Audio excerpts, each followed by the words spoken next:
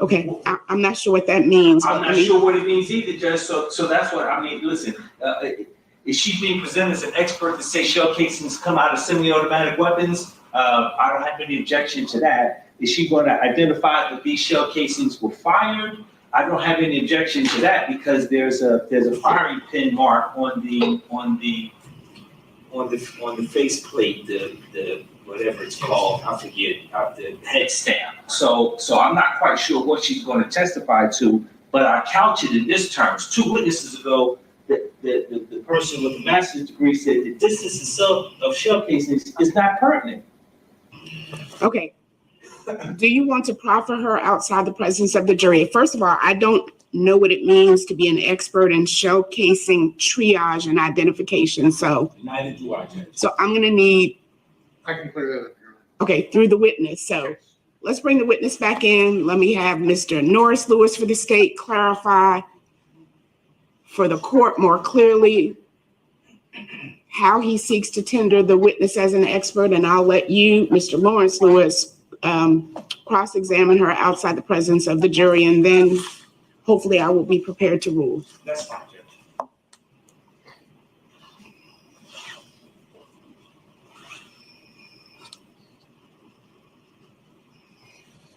right, and before we resume the question, Christine, can you back up for me to the beginning?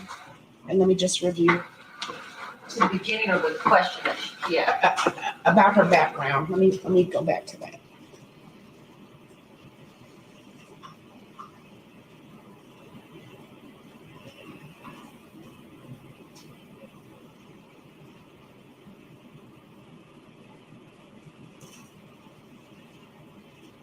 Okay, keep going.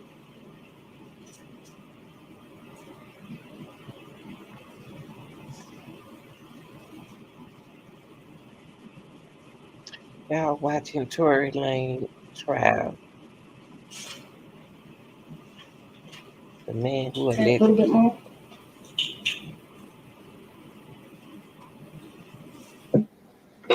Okay. She remains under oath. Let me have you clarify for the court, please, through questioning of how you seek to tender her as an expert, Mr. Norris Lewis. You mentioned a firearms class, a course that you took in shell casing triage and identification given by ATF. What did they teach you in that class? So it was 3 separate courses. The primary course was a triage course, which basically teaches you to identify class characteristics or overall characteristics of a head stamp of a casing so that you can group them into groups that can then be examined by someone who is higher trained to determine whether or not those are likely to have been fired from the same weapon. After that, there's an acquisitions course, which is the process of entering those casings onto the NIBIN or the IBIS system. After that, there's a correlations course. That course is what I'm trained in all the others, but that one is the one that actually gives me the ability to compare casings. So that course, you are basically taught to take casings and they are run through the NIBIN system. You receive a, top however many options of casings that could be potential matches based on those class characteristics that were done way before. But then we actually have to, as correlators, go in and compare the individual striations that are left onto the head stamp by the firearm when the actual casing is ejected from the gun. And we're comparing those and saying, like, are these actually going to be leads? Are they going to be related? Now, after that, they get sent to a firearm examiner for confirmation, but we are not, that's done by the GBI. The ATF gives us the ability to make those leads without any oversight because of the training we've had. So based on your training and your knowledge, are you able to compare 2 rounds that have been fired from a weapon and make at least a preliminary determination on whether or not they were fired from the same weapon? Yes. A confirmation does have to occur after, but the preliminary I can do. And are there characteristics that you observe on those fired shell casings that determine whether or not you make that determination that you're able to make? Yes, there are characteristics on the actual shell casing that allow you to make that comparison. And also, so I can be complete with this, are you familiar with semi-automatic handguns? Yes. How have you come to be familiar with semi-automatic handguns? When we began our, I guess, firearms or our NIBIN unit, I was tasked with being the original person to assist in creating the system of test firing weapons and then entering those into an older system that we have. But through that, I was, consistently, weekly getting firearms from our evidence unit, having to take them to our firing range to be test fired, taking those casings and then entering them into our system. So, I handled, in my career, several hundreds, if not thousands of firearms. Are you familiar with the 6-hour P365? Yes, I actually had a case earlier this year with a P365. Have you had occasion to test fire a 6-hour P365? I believe so. I don't have the exact numbers, but actually, yes, that firearm was test fired in January this year. Do you have any idea how many times it was test fired by you? I do not. We typically do 2 test fires, but I don't have the numbers in front of me, so I can't say exactly. Are you familiar with the type of fire, the type of mark the firing pin from a 6-hour P365 typically leaves on a shell casing? Typically, yes. I don't have any other questions at this time, Your Honor. Cross-examination by Lawrence Lewis. I don't have any cross-examination questions, Judge. And again, I didn't want to interrupt Mr. Lewis. If preliminarily what she's going to say is the same firearm fired both shell casings, I'll stipulate to that. But I think it's a little bit more than that as I sat and listened, and I think that she may be testifying as an expert as to this specific weapon being the likely weapon that fired both of the shell casings. As it relates to the same firearm firing both shell casings, I'll stipulate to that. But it seems like she has some more, and I don't know that she needs to qualify as an expert to triage, but I don't have any objection, Judge. So let me make sure I understand your argument. So are you withdrawing your objection to her being tendered as an expert as presented by the state? I don't even know if it came out as an objection. I asked to take up something outside the presence of the jury because I didn't even understand I understand triage in a landing zone military type situation. I didn't understand what she was testifying to. I don't have any objection in terms of what has been proffered, her being an expert to testify as to what has been proffered she's going to testify to. I don't have any objection. All right, but what I don't want to do is bring the jury in and then she starts testifying to something that's not exactly what you think. So please proffer her so we can clarify that on any issue that you might object to. I don't see me objecting to any issue that sounds like one gun fired both of these shell casings. I don't see me objecting to anything involving her expert opinion as to the weapon that fired these shell casings being this P blah, blah, blah gun.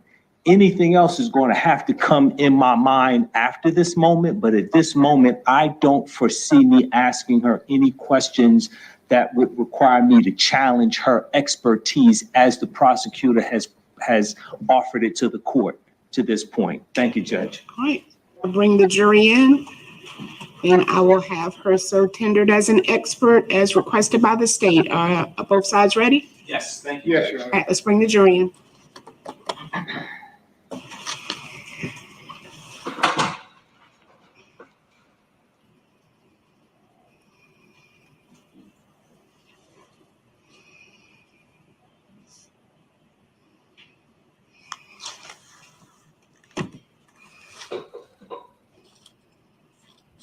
So I'll need you to make your motion again when the jury comes in from the state.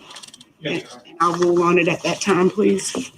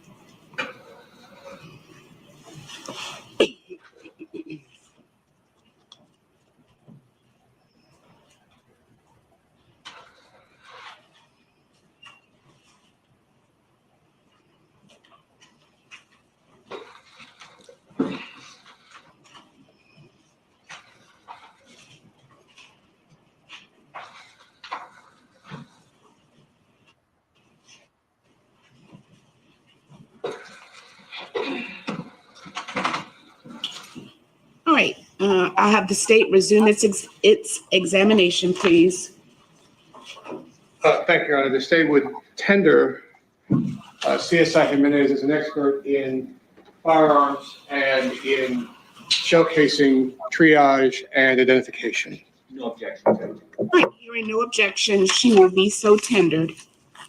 Are you familiar with the operation of a semi-automatic handgun? I am. I guess, have you fired semi-automatic handguns before? I have. Have you fired a lot of semi-automatic handguns? I have. I have. I'll show you what's marked as State's Exhibit number 30, and I will fill in the numbers. What is State's Exhibit 30? This is a USB containing videos showing the mechanical operation of a firearm when it is fired and the different components of a firearm. Have you viewed those videos? I have. Would they assist you in explaining to the jury the complete function of a semi-automatic handgun?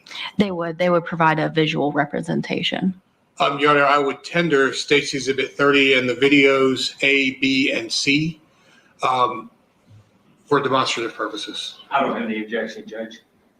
All right, is it narrated by this witness? The videos do contain audio, but the audio will not be published to the jury, and I will allow CSI Jimenez to narrate the videos. All right, so any exception to that, Mr. Lawrence Lewis? Thank you, Judge. All right, so that the record is clear, only the video portions of States 30, A, B, and C are being admitted for the record. No audio is admitted by the court.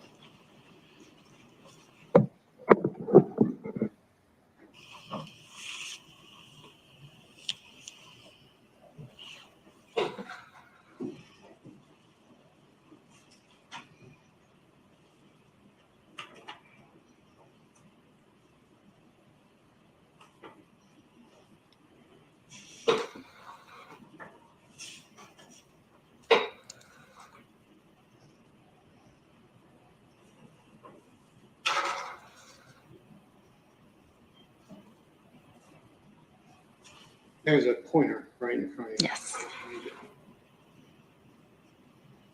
This is State's Exhibit 30A.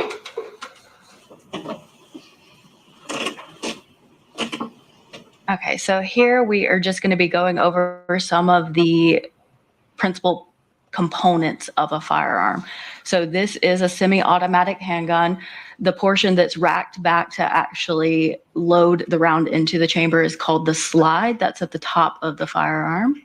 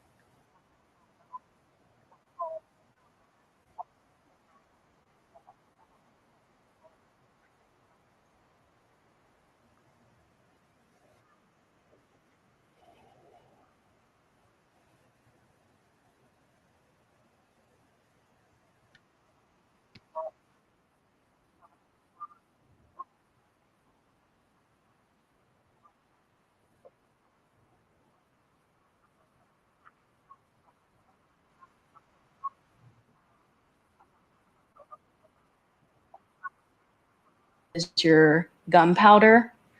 You have the case, which is the gold or yellowish casing around the gunpowder, and then the bullet itself. So when the trigger is pulled, the firing pin is going to come back, and then it will hit the primer, which ignites the gunpowder, propels the projectile down the barrel. As we see here, you get an explosion of gases because that is a very small environment with a lot of combustible materials. So you have this gunpowder that's going to come out of the firearm at the barrel site and also out of the ejector port when the casing is ejected. And does, and I've paused it at the 43-second mark. What we see is what looks like sparks and particulate and smoke coming out of the muzzle. Does that travel a certain distance and after it leaves the muzzle? So it depends on conditions, of course, but typically if you have anything outside of like a 6 to 10 foot radius, you're not going to get a lot of visible markings. But really when you get like powder deposition on a surface, it has to be relatively close range. Are you familiar with the Sig Sauer P365? Yes, Is it a semi-automatic handgun? it is. Does it operate in that fashion? It does. To show you what's marked as States Exhibit 31. What is States Exhibit 31?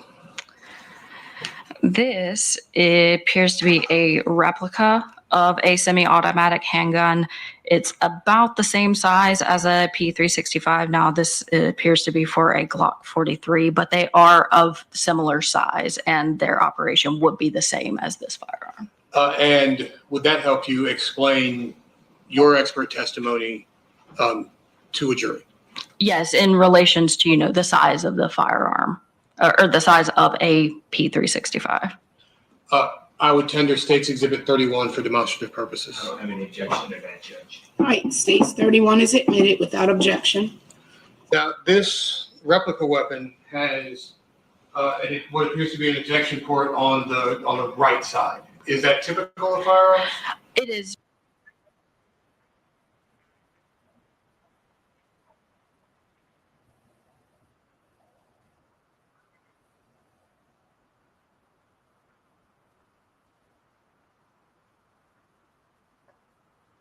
More that are right side ejecting. A couple more, a lot more? A lot more.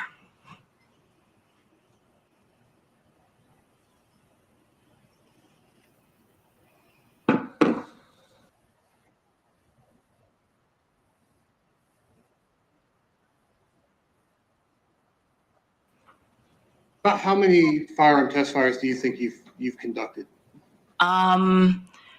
Personally, probably about 100 myself, but I have been present for thousands easily. Okay. And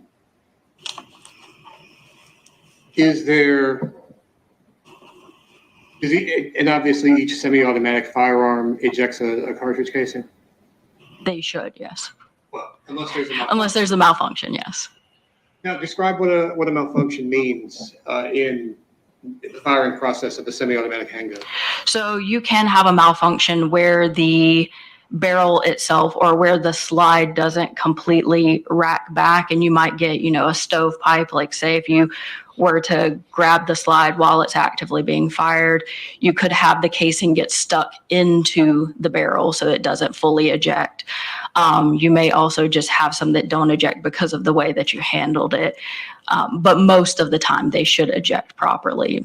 Damage can contribute to a malfunction. And is there a way to get that shell casing out if there is a malfunction? Oftentimes, yes. But sometimes no? But sometimes no. Without taking the entire firearm apart. Fair.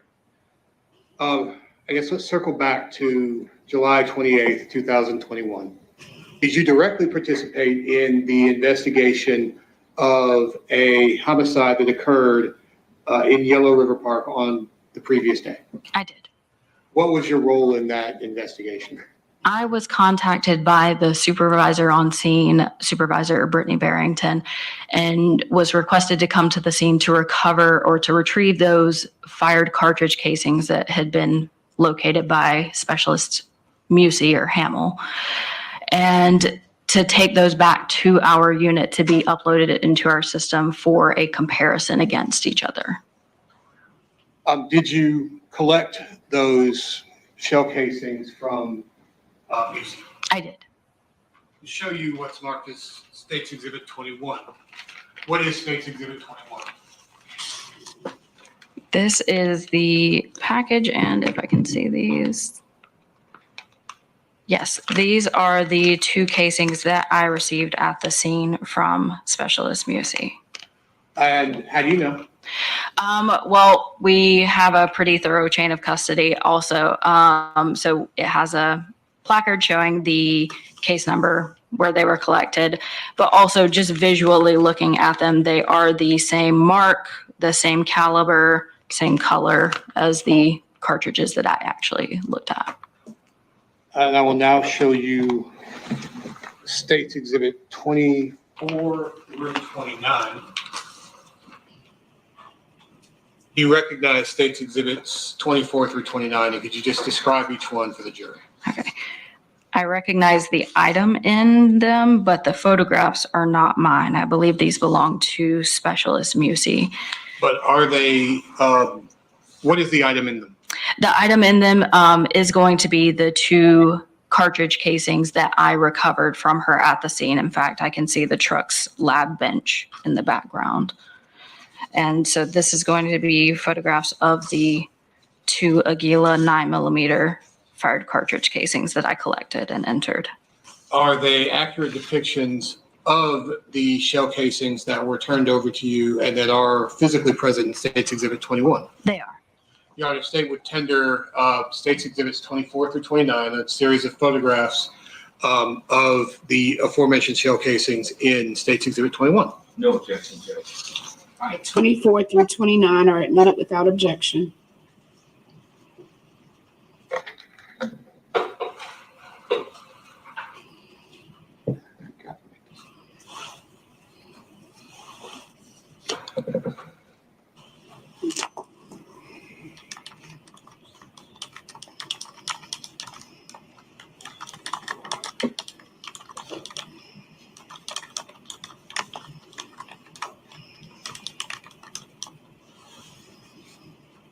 I'll show you what's admitted, maybe. At State's Exhibit 24. What is State's Exhibit 24? This is a photograph of one of the two 9mm shell casings that we were discussing previously, along with a note in Specialist Musey's handwriting, just designating this as evidence marker number 1. So it's typical in CSI's lab amongst the analysts, investigators. Mhm. Never know what to say. Specialists. That's not, never mind. Amongst the specialists, it's common to EM as evidence marker, and 1 is obviously 1. That is correct. And That's the time that 09, was 49 recovered. hours, That's time correct. was collected.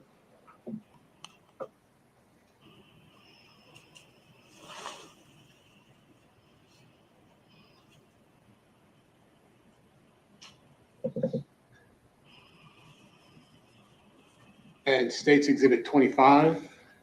If these are in order, this should be a side profile of that same first casing with a measuring device for scale.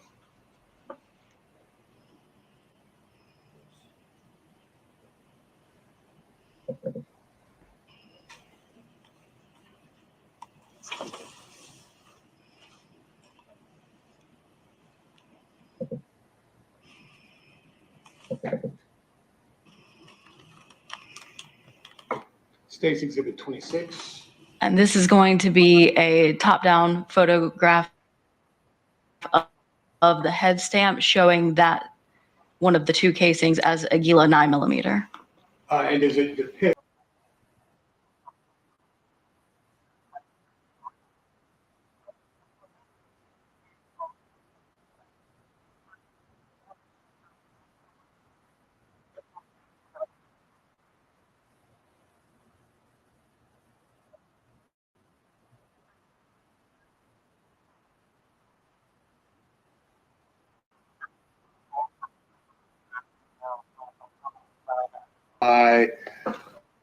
or let me rephrase that. What characteristics of that allow you to compare it to a mark left on a different shell casing?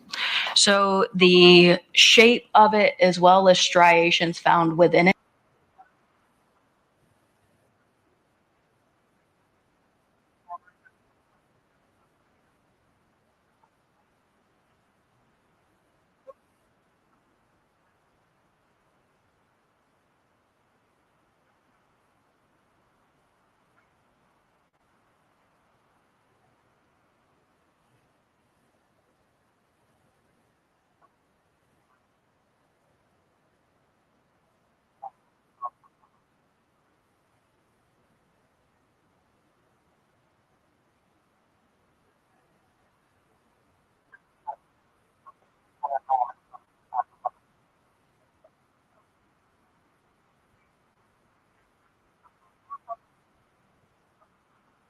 Circular shaped firing pin, and also an ejector mark, rectangular in fashion, like the one we saw previously.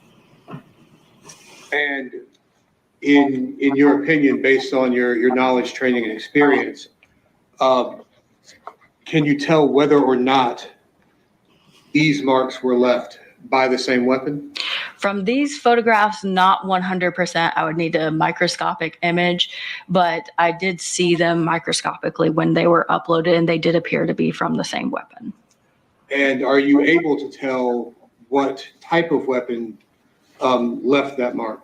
Unfortunately, no. I can't testify to what weapon it would have left it.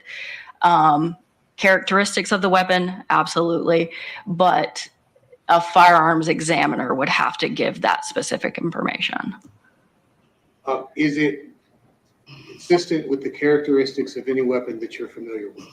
Yes, it is consistent with a P365.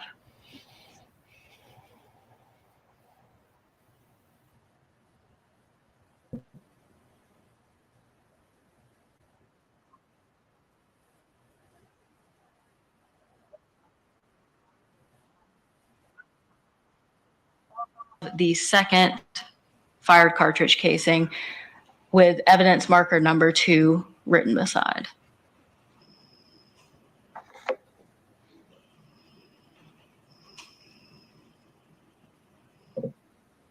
And lastly, States Exhibit 28. And this is going to be another photograph of one of the 2 casings. I'm assuming the second based on the sequence, just showing the scale of that casing. And I guess you said striations on the side? The striations on the side of the casing. I might be misquoting you. Yes, no, we don't do comparisons of any striations on the side. Now, there may be a portion of the extractor might leave a marking on the underside of the rim here, but I don't see that in this particular photo. Okay. When you observed them microscopically, did you see anything? We don't typically use those as the sole comparison. But what you were able to observe was enough to conclude that they have the same characteristics as being fired from a P365? Yes, I mean, they do have characteristics that would be consistent with that. And whether or not they were, irrespective of the weapon they were fired from, the 2 shell casings were left by the same weapon? They do appear, yes, they do appear to be similar, and that they look like they came from the same firearm. Did you take part in any other part of the investigation of this particular homicide? Yes, I processed a vehicle that was brought in relation to this case. What condition was that vehicle in? When it was received, it appeared to have severe charring and burn marks throughout and on the exterior of the vehicle. There was no visible tag. The VIN number had been essentially obliterated. The glass was melted into the car. It looked like it had been on fire for a good period of time. Were you able to determine, I guess, where that vehicle came from, what kind of vehicle it was? In terms of where it came from, that would be a question for the investigator or the officer that brought it in. However, we were able to identify a VIN number on the engine compartment of the vehicle that we were able to trace back to I believe, a Nissan Versa, if I might reference my report. You may. If it will refresh your recollection. Yes.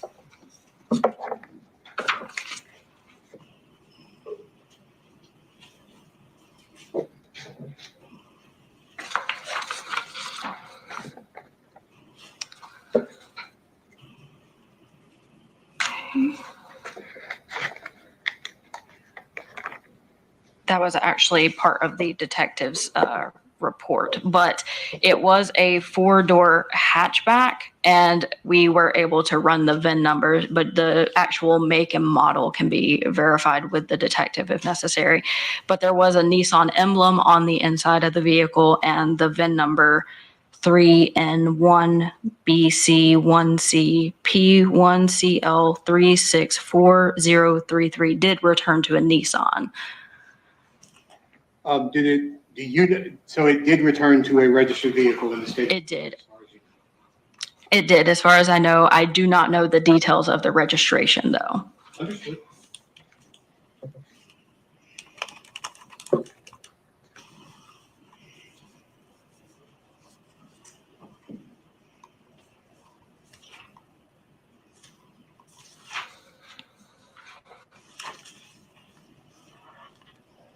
Show you what's marked as State's Exhibit 32 through 37.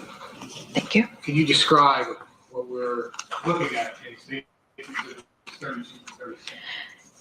Yes, these are photographs that I did take of the vehicle in its state when it was received by our crime scene investigations unit. We documented the exterior, we being myself. I documented the exterior of the vehicle, the interior, and we also sifted through the debris inside for any items of possible evidence. Were you able to locate any items of possible evidentiary relevance? We located a Nissan emblem, which was outside of the VIN, the only identifying information that we had at the time. We located that amongst the ash and debris in the floorboard in the front console area. We also located an aerosol can and I believe, red colored coffee cup that were underneath the seats. We weren't sure of their evidentiary value, but those were the things that we could identify in the vehicle. And I'll go back to 32 through 37. Yes. Are those true and accurate depictions of the vehicle as it was in the evidence bay at Gwinnett County CSI? Yes, they are. Has anything been added to them, removed from them, they've been altered? They don't appear to have been. They're all true and accurate depictions? Yes. Stay with tender State's Exhibits 32 through 37. All right, 32 through 37 are admitted without objection.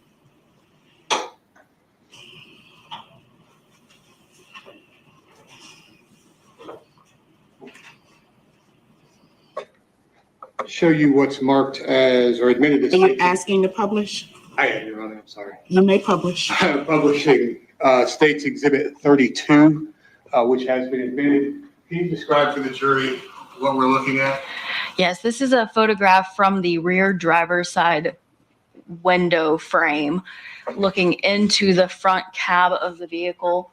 So here you are going to see what is left of the front driver's seat, front passenger seat, and then the dashboard components of the vehicle, as well as the insides of the door. You can see that the glass has been melted into the car, and most of the upholstery has been basically burnt to ash.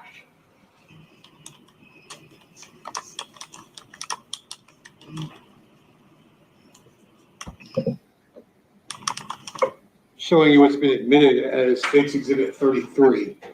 This is a side profile photograph of that same portion of the vehicle. Here you have the front passenger, here is the front driver, and then this is the windshield that is melted over the dash component. However, you can see that all that's left are metal frames and pieces of glass, and then all of the combustible materials have been turned to ash.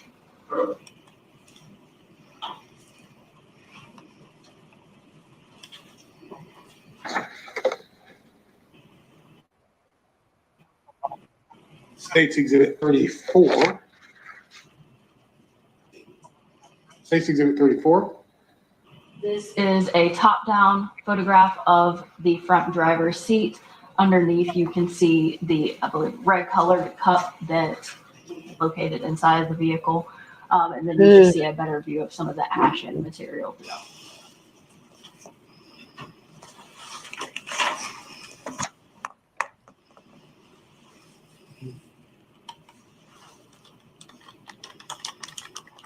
State's Exhibit 35. This is an overall photograph of the engine compartment of the vehicle, with the focus of it being here inside of the engine compartment. This steel impressed VIN plate is where we were able to find the VIN number to the vehicle. It was, of course, covered in ash, so it has been removed here, but the VIN number to the vehicle is impressed upon it.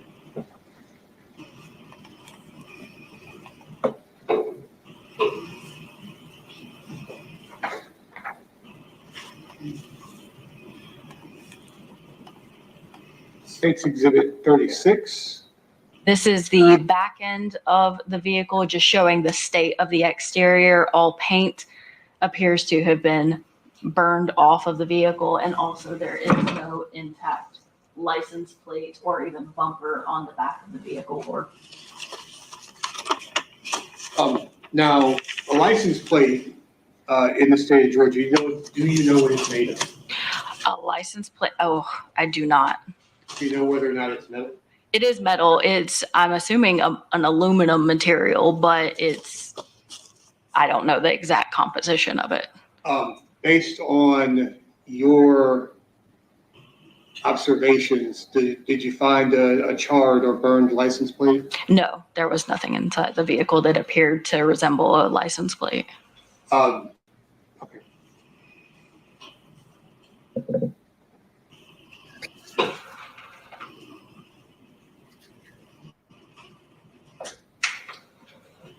Lastly, State's 37. This is the front end of the vehicle, again showing that all of the plastic and rubberized components of the vehicle have been burned off. A vehicle that is, let me ask you this. Did you check for the things did people think a CSI would go looking for DNA, fingerprints? Did you look for those things? So we did rifle through, myself and Supervisor Barrington. We went through the ash and debris to see if we could find anything that was not entirely burned, so that we could attempt to retrieve DNA or fingerprints. However, unfortunately, every item in there had a layer of soot on the outside. And when you have an item that has been burned, it takes away from the viability of getting fingerprints and DNA off of those items. When you think about fingerprints, fingerprints are mostly water. So if you think about, if you set a cup of water out on a table on a hot day, eventually it's going to evaporate. The same thing happens with fingerprints. Now, if you introduce a very large heat source or a fire, that's going to happen more quickly.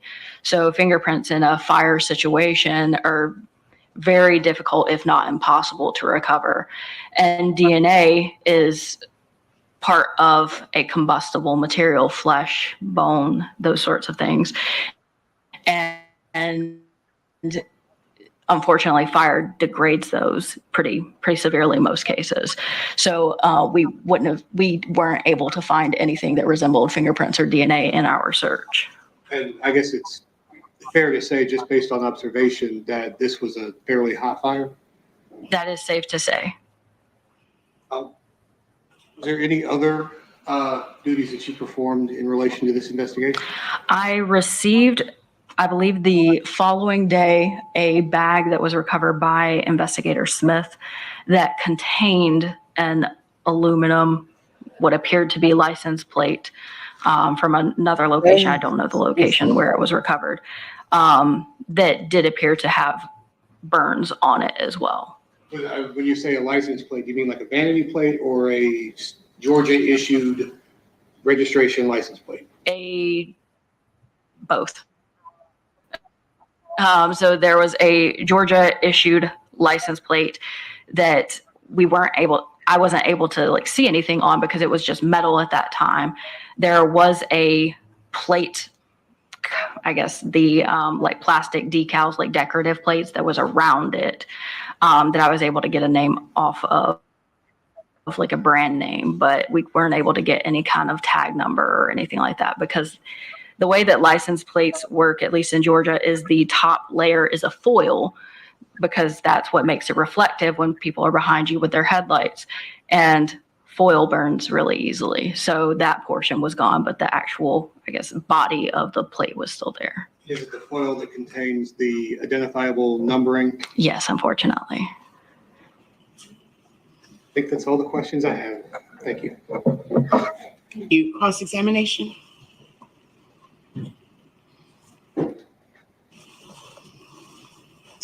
The demonstrative, It's under the exhibit up here. Thank you very much. I appreciate that.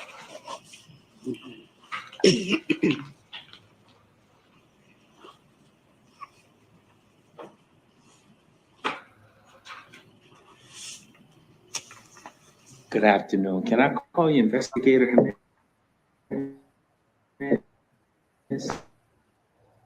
That's fine. A lot of questions, but let me start with this one. You indicated that a lot more of the semi-automatic guns have a right side ejecting. Is that right? That's correct. Do you call it a right side ejection port? It's a right side ejection port. Fantastic. Okay, and a right side ejection port as opposed to a left side ejection port. Is that right? That's correct. And is that because most shooters are right-handed and the shell casing is going to be ejected away from them as opposed to left-handed, or do you know? I don't know. I can't say to the design rationale. I don't know. It's a fine answer.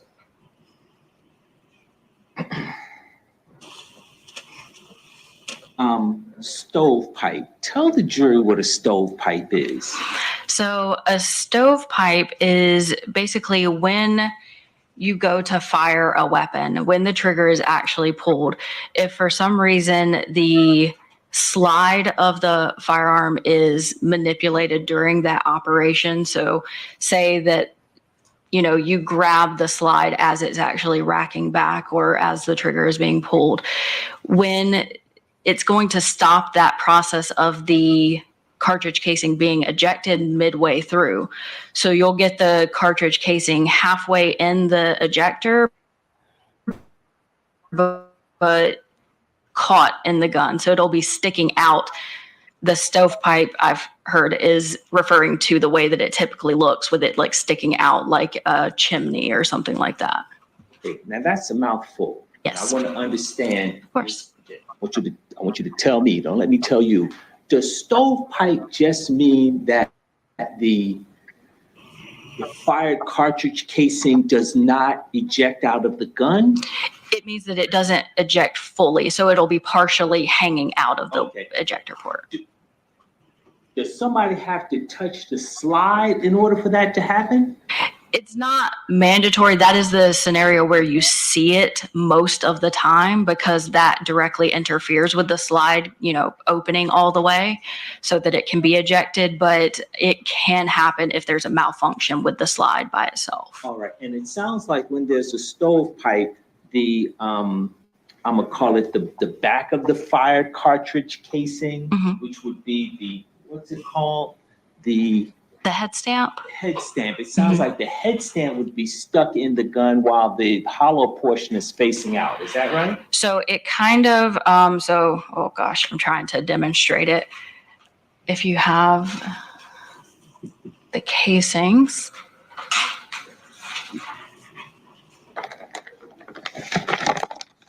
You're removing that from one exhibit, so. Judge, this is State's exhibit number 21. I just opened it. I haven't removed it because I think it's attached in here. It may just be attached with some tape though, so Okay. we may be able to remove it both from. I've removed one of the cartridge casings. It's marked EM number 1. from State's Exhibit number 21, and I'm going to ask for permission to remove the casing.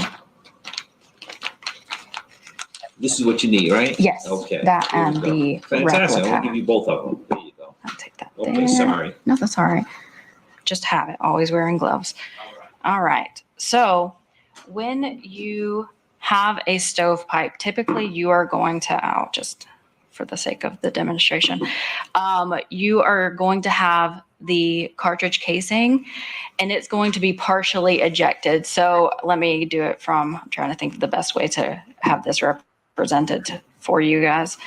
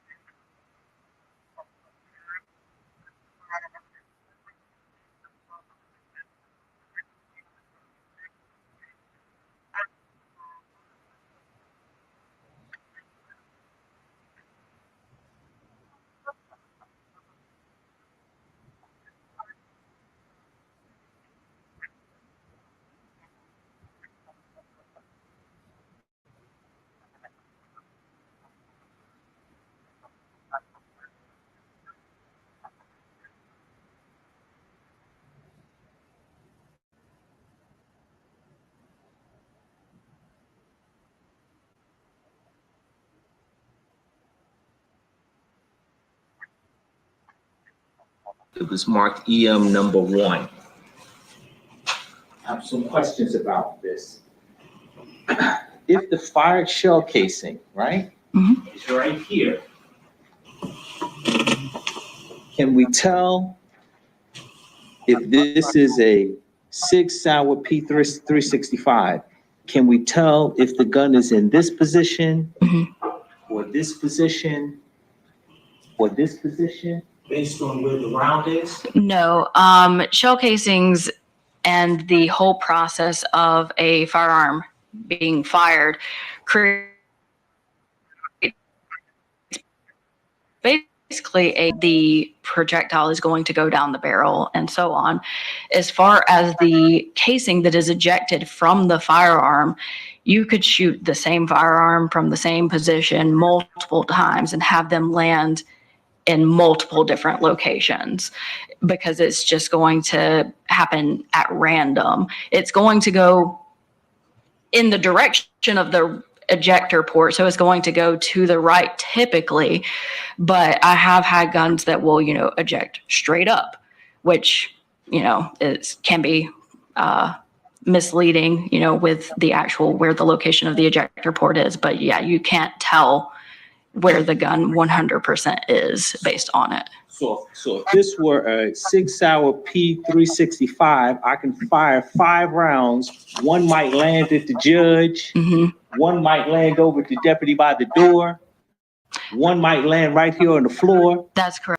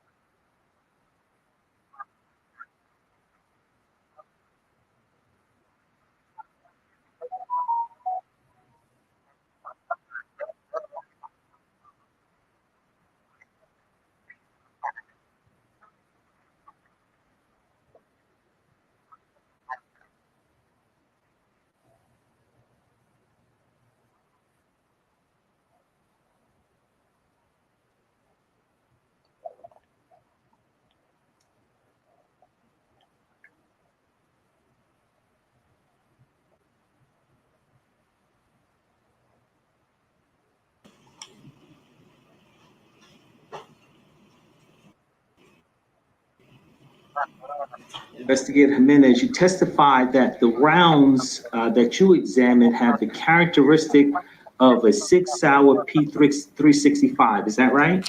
Yes, they are consistent. Okay. And I'm just trying to get some sense. If you can tell me what other guns